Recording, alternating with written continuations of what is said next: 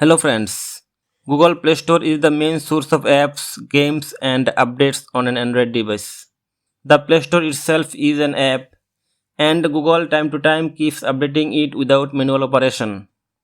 However, if your Android device is not able to let it update itself, then please follow the steps. Open the Google Play Store on your Android device. Tap on the profile icon at the top right corner. Now tap on Settings. From the Settings menu, tap on About.